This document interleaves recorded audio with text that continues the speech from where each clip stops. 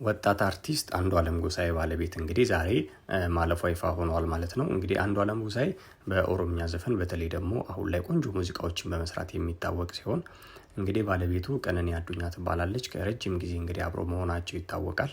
ግንኙነታቸውም እንግዲህ ይፋ ከሆነበት ጀምሮ ጥሩ የፍቅር ጊዜ እንዳላቸው የሚነገር ይሆናል ማለት ነው። እንግዲህ ዛሬ ቀነኒ አዱኛ የመሞቷ ተሰምቷል። ቀነኒም በተለያዩ ስራ ዘርፎች በተለይ ደግሞ በሞዴሊንጉ በማስታወቂያ ስራ ለረጅም ጊዜ እየሰራች ያለች እንግዲህ ጠንካራ ወጣት እንደነበረች ይታወቃል። ዛሬ እንግዲህ ሌሊቱን ባልታወቀ ምክንያት እንግዲህ እስካሁን ይፋ አልሆነም ከምትኖርበት ቤት ላይ ከ5ኛ ፎቅ ላይ ራሷን ወርውራ እንግዲህ እንደገደለች እየተሰማ ይገኛል ማለት ነው። እንግዲህ የሞቷ ምክንያት እስካሁን ምን እንደሆነ አልታወቀም። ግን እንግዲህ ለወዳጅ ዘመዶቿ እንዲሁም ደግሞ ለቤተሰብ ለአድናቂዎቿ እንግዲህ እሱንም ጨምሮ መጽናናትን እንመኛለን።